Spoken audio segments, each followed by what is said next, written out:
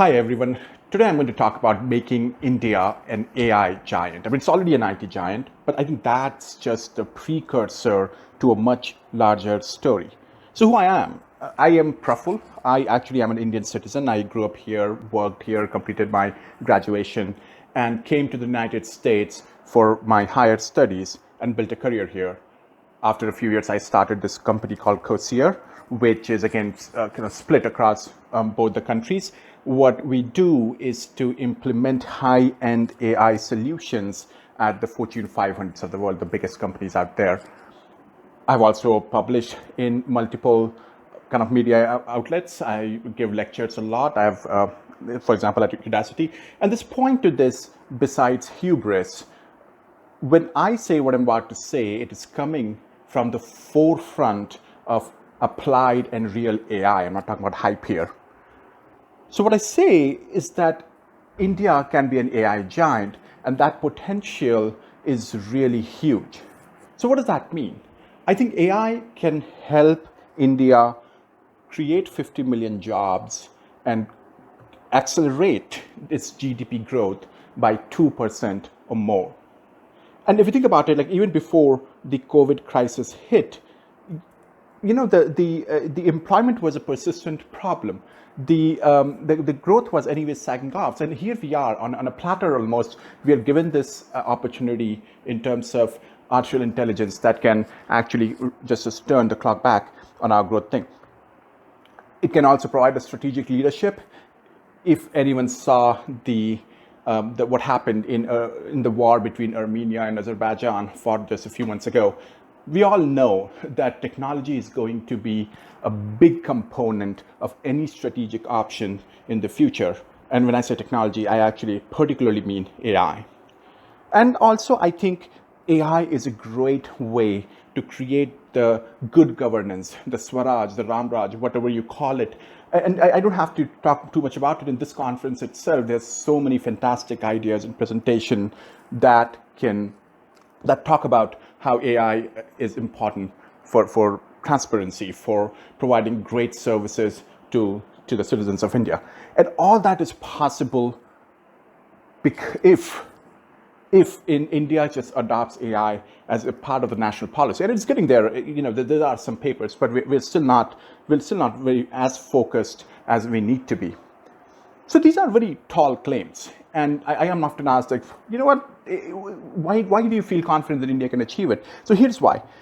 Even before we have a comprehensive strategy to go after artificial intelligence, Indians are already top tier researchers. So, I mean, if you remove Europe from this pie chart, Indians are amongst top 3. If you control for quality and just really go to like the 0.5% researcher, we are actually the second. If you think about how ready the country is to adopt AI, this is a study done by Stanford University. They call it a vibrancy score. Again, top 3. LinkedIn says that if they measure how ready the professionals are in terms of adopting AI in their work life, again, top 3. Similarly on papers, and this is all this kind of a myth, right? That Indian professors just print whatever paper that comes to mind. Not true. Again, we are amongst the top. So all this is happening even before there is a comprehensive strategy on AI, even before the government and the private sector and in the non-profit sector and the education sector, even before they have come together to make AI a priority that like they did 30 years ago for IT. And still, we are amongst the top 3. Yes, we are behind US. Yes, we are behind China, but there's an opportunity to catch up. The world understands it, and that's the second aspect of why I'm so confident that India can achieve all this, right? So the world understands it. There are 1,200 major companies in the world, more than that actually, who have a prominent engineering center in India. And if you take the 50 companies who are thought to be the leaders in AI, who are companies that are shaping the development of global AI, 60% of them have centers in India and engineering out of India. And I can attest to this personally. And I talk to my clients the conversation may start in San Francisco or New York or Boston, but it always ends up in a Bangalore or a Bombay. So the world is acknowledging India's potential, and we are already getting integrated in the global AI ecosystem. And part of the reason is the IT success story. I mean, I won't read out the stats, but you know it.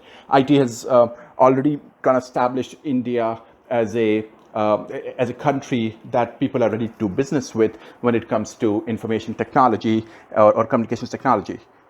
At the same time, what IT has done, and it's not just IT, but what's happened alongside with development of IT, is that some of these fundamental enablers have just gone to the roof. Look at the access to electricity, particularly in rural areas. Look at the access to phone. Look at access to internet, right? So this time around, India is much more ready to adopt, to develop, and to build solutions, to build products for artificial intelligence. And the other thing that's important over here is that, if you think about IT revolution, let's just use that word, that was centered around a Bangalore and a Hyderabad, and then maybe a Delhi, and then it's spread from there. But still, it's a very kind of urban phenomenon. AI is going to be largely urban, but much more distributed to the smaller towns and even semi-urban areas, which trickles down to the rural development real quickly. Why? For multiple reasons, but one of them is that India is much more ready and much more, or let me put it this way, much more of India is ready to actually kind of step up to this opportunity. So 50 million jobs, and I'm sorry, there's a lot of thought and a lot of kind of analyses that has gone beyond that in a 8-minute presentation. It's very difficult to get it done, but let me still spend a minute on how that math is possible. This is at a very broad level. So let's start with IT as a baseline. IT has created about 4.4 million direct jobs. I'm sure AI can do it in the next 30 years. Although the way we have to go about it, the way Indian companies need to adopt is going to be different. The same formulas will not work. But I think there's an interesting phenomenon. This is the second place where this revolution is going to be different. AI is not only about engineering. There are multiple kind of side jobs that are created because of AI. And India is much more ready 30 years later to capture that. So the engineering to non-engineering job multiplier, IT was more or less about engineering, it's primarily engineering. But in AI, that multiplier is going to be very significant.